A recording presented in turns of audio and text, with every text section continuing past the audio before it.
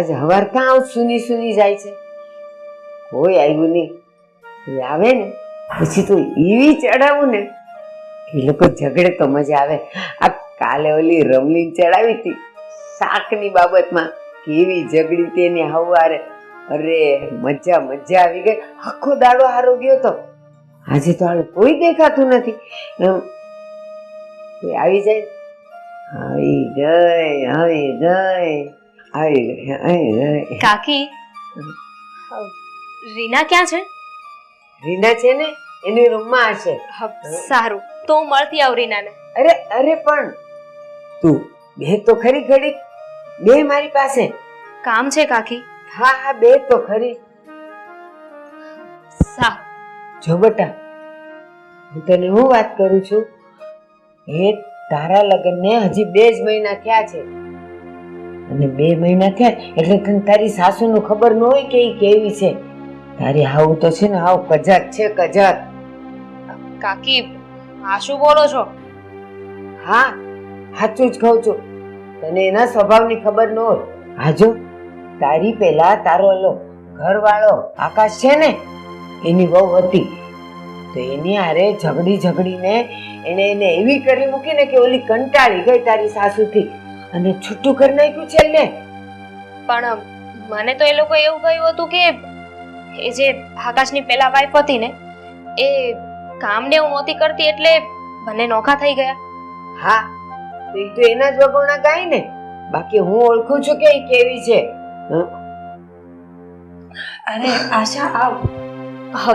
તે મને બોલાવી હતી ને, તારે કામ હતું? હા, મારે બહાર જવું હતું ને તો તને સાથે લઈને જવાની હતી. બા, તમે શું વાત કરતા હતા? શું થયું? જુઓ ને, હા તમારા સાસુ છે ને એવું કહેતા હતા કે મારા સાસુ કજાત છે. શું? હા બા, આવું થોડી બોલાય. જો એવું બધું તો ઘરમાં ચાલ્યા કરતું હોય, અને કોઈ વ્યક્તિને કંઈ પણ કેવું ને એની પહેલા વિચાર કરવો જોઈએ. શું બોલો છો તમે આ? અરે પણ એક મિનિટ, મને કાકીની વાત સાંભળી તો લેવા દો. કદાચ એમની વાત સાચી પણ હોઈ શકે ને. શું કહેતા હતા તમે કાકી? હા હું સાચું જ કહેતી હતી કે એનો સ્વભાવ કેવો છે. એમને એમ કાંઈ થોડી કઈ બાયું આવે અને પાછી છૂટું કરીને વહી જાય. બા, એ લોકોનું છૂટું થયું ને એમાં એ બંને માણસને બનતું ન હતું. તમે રાધાબેનનું નામ શું કામ આપો છો? અને સાંભળાશો, તારે છે ને મારા સાસુની વાતમાં બહુ નહીં આવવાનું. એ તો બોલ્યા કરે. ચાલ હવે આપણે મોડું થાય છે ને. બસ હો, એ જો હું તો છે ને અહીં કેટલા વર્ષોથી રહું છું એટલે મને બધા એની ખબર હોય.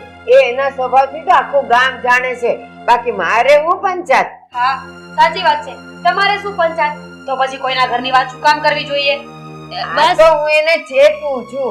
પછી કેમ રહેવું, શું કરવું, કેવું વર્તન કરવું એ એના ઉપર છે. કાકી શાંત થઈ જાઓ. હું છે ને તમને પછી નિરાતે મળવા આવીશ. અત્યારે આપણે જવાનું છે ને? હા ચાલ. પાછી આવજે હો. હા આવશે. હા ચલો.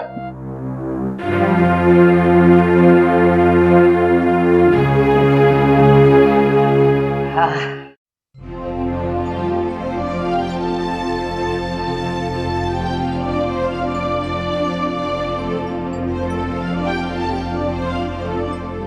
બેટા, હજી કચરા જ ચાલે છે? કેમ આટલું મોડું થઈ ગયું કામમાં? કઈ નહીં, કામ હતું ને એટલે બહાર ગઈ હતી. ફટાફટ કરી નાખું છું. કેમ આટલી બધી ગભરાયેલી છે? કઈ નહીં, કામ હતું તમારે. મને એક વાતનો જવાબ આપ કે તું આટલી બધી ગભરાયેલી કેમ છે, અને મારાથી શું કામ ગભરાય છે? હે બેટા, હું તારી સાસુ છું, હું કઈ સિંહણ નથી. ના ના, હું ક્યાં એવું કઈ કહું છું? બોલો ને, કામ છે તમારે? નહીં તો હું કામ કરવા લાગુ. આ ઇસ્ત્રીના કપડા હતા એ હજુ સુધી એમને એમ પડ્યા છે? હા રહી ગયા છે, હું હમણાં કરી નાખું.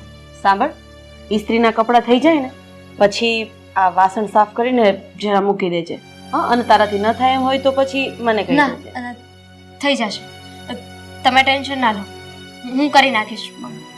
મને કાંઈ નહીં કહેતા, હું કરી નાખીશ. હા, તો હું મંદિરે જાઉં છું અને રસોઈ કરવાની હોય ને ત્યાં સુધીમાં તો હું આવી જઈશ.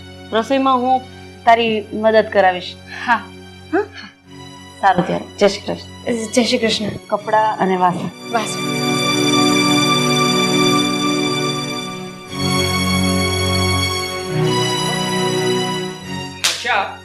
પહેલા મને બોલવા દો.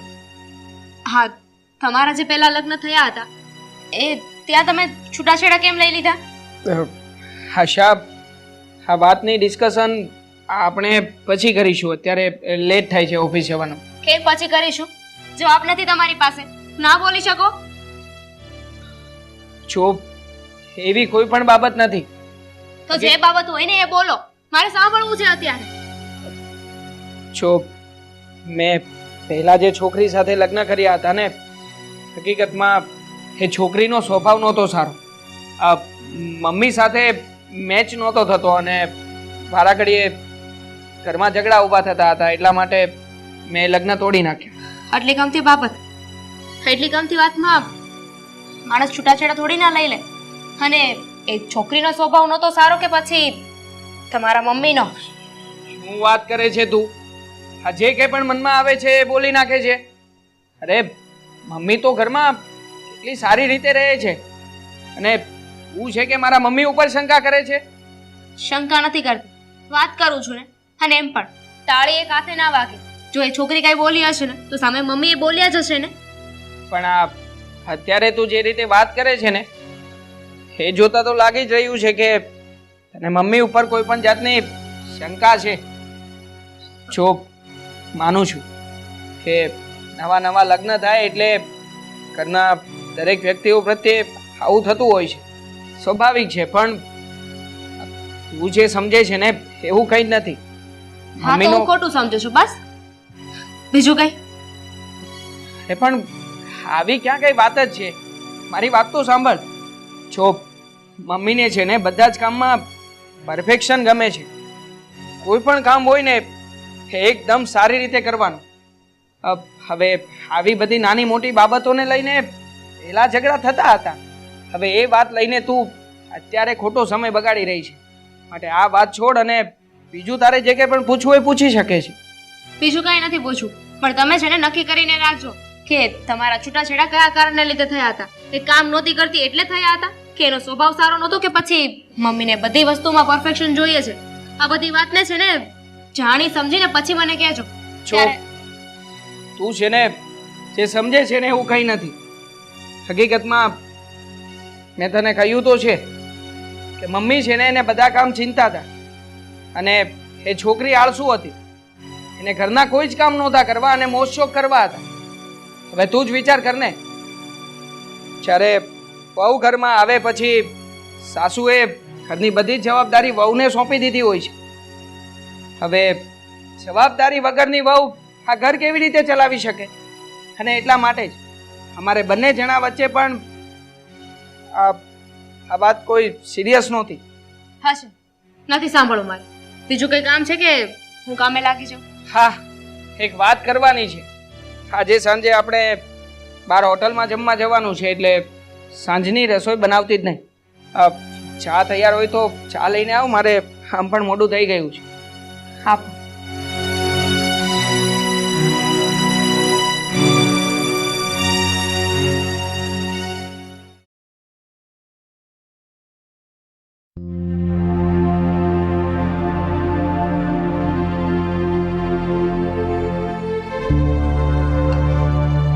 અરે મમ્મી પપ્પા, તમે? જય શ્રી કૃષ્ણ. જય શ્રી જય કૃષ્ણ. શ્રી કૃષ્ણ. ઓફિસે જવા નીકળતો હતો? હા મમ્મી, આમ પણ લેટ થઈ ગયો છું, પણ એક જરૂરી વાત પૂછવી છે. પણ બેટા, તારે જે કઈ જરૂરી વાત કરવી હોય તું સાંજે ઓફિસેથી ઘરે આવે ત્યારે આપણે કરશું. અત્યારે તારે મોડું નહીં થતું હોય? પા મેં તમને કહ્યું તો ખરા, વાત પણ જરૂરી છે અને હું લેટ પણ થઈ ગયો છું એટલે અહીંયા જ વાત પતાવી દઈએ. હા તે બોલ બેટા, શું કેવું છે? મમ્મી, તમે આશાને કંઈ કહ્યું હતું? મતલબ કે ક્યારેય પણ કોઈ પણ કામમાં રોકટોક કરી હોય, કોઈ વાતે ખીજાયા હોય, એવું કંઈ બન્યું છે? હા, કેવી વાત કરે છે બેટા? તને મારી ઉપર વિશ્વાસ નથી? અને વહુને તો હું મારી દીકરીની જેમ રાખું છું. અરે તને ખબર છે, અત્યારે હું એને કહીને ગઈ હતી કે જો રસોઈનો સમય થઈ જશે ને તો આપણે બંને સાથે બનાવી નાખશું. હું થોડી એને કઈ કહું, પણ તું કેમ આવું પૂછે છે? આવું છે શું?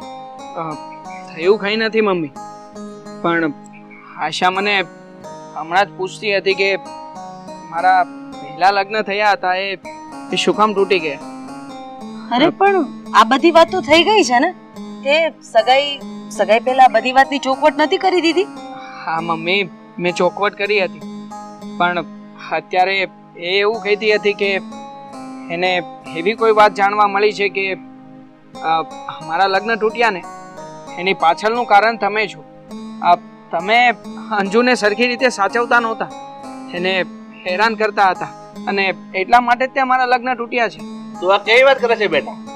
તું તારી મમ્મીના સ્વભાવને તો જાણે જ છે, તો તારે તારા વહુને સમજાવવા પડે ને. પપ્પા, હું તો જાણું જ છું, મેં આશાને સમજાવી પણ છે, પણ મને એવું લાગે છે કે એના મગજમાં કોઈ બાબતને લઈને શંકા ઊભી થઈ છે. અરે તમે લોકો ખોટી ચિંતા કરી રહ્યા છો. હું છું ને, હું બધું સંભાળી લઈશ. અને હજી આ નવું લગ્ન જીવન છે એટલે થોડું ઘણું તો એના મનમાં ચાલતું હોય.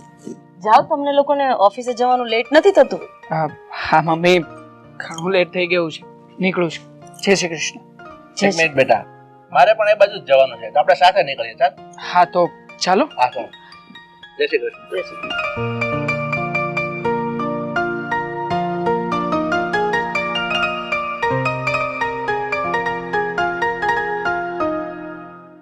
આશા, બેટા આશા ક્યાં ગઈ? બહાર આવજે તો.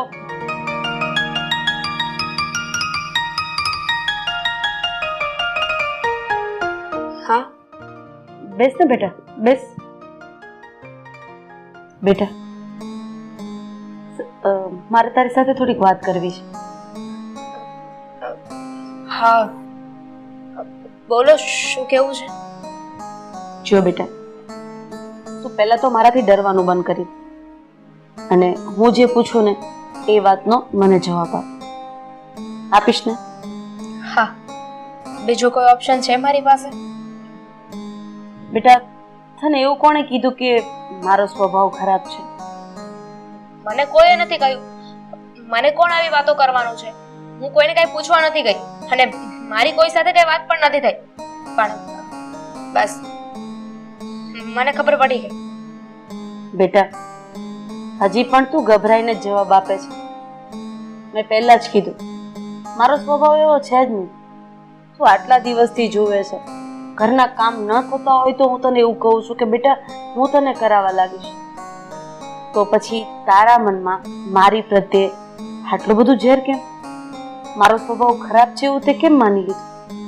મમ્મી, 9 દાડા લાગે છે, એવી જ રીતે હું આ ઘરની નવી વહુ છું, એટલે તમે મારી સાથે સરખી રીતે રહેતા હશો, પણ કોણ જાણે પાછળથી તમે તમારો રંગ દેખાડ્યો તો? બેટા, મને ખબર છે તારા મનમાં શું ચાલી રહ્યું છે. તારા મનમાં અત્યારે એક જ વાત ચાલી રહી છે કે મારા દીકરાની પહેલી પત્ની એટલે કે અંજુ આ ઘર છોડીને કેમ જતી રહી અને અમે છૂટું કેમ કર્યું.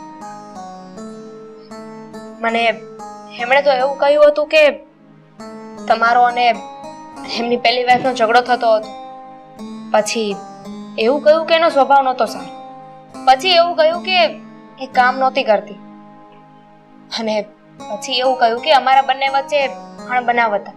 તો આ બધી વાતમાં મારે કઈ વાતને સાચી માનવાની?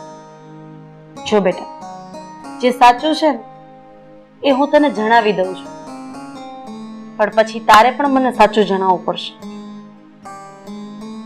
ઠીક છે. અંજુનું છૂટું અમે એટલા માટે કર્યું કારણ કે એને આ ઘરથી નોખું રહેવા જવું હતું. એને સ્વતંત્રતા જોતી હતી, જે સ્વતંત્રતા એને ભેગા રહીને પણ મળતી હતી. મારા એકના એક દીકરાને એ અહીંયાથી બહુ દૂર લઈ જવા માંગતી હતી અને બસ એને એના કદમો ઉપર એની જિંદગી જીવવી હતી. સવારે 9 વાગે જાગવું, ઘરના કોઈ કામ ન કરવા અને ઘરમાં એના સસરા હોય કે સાસુ હોય બેહુદા કપડાં પહેરીને આંટા મારવા. બસ આ બધી વસ્તુથી અમે લોકોએ કંટાળીને પછી છેલ્લે છૂટું લીધું. અને હવે આ વાતની જાણ તારે જો વ્યવસ્થિત રહેવી હોય ને તો એક કામ કર, તું અંજુના મમ્મી પપ્પા સાથે પણ વાત કરી શકે છે, કારણ કે એના પોતાના મમ્મી પપ્પાએ આ બધું ન કરવાની સલાહ એને આપી છે. એટલે મને વિશ્વાસ છે કે એના મમ્મી પપ્પા તને પણ સાચું જ કહેશે. હું શું કામને કોઈને ફોન કરું કે કોઈની ઇન્ક્વાયરી કરું. જે હતું તે મારે શું લેવા દેવા છે?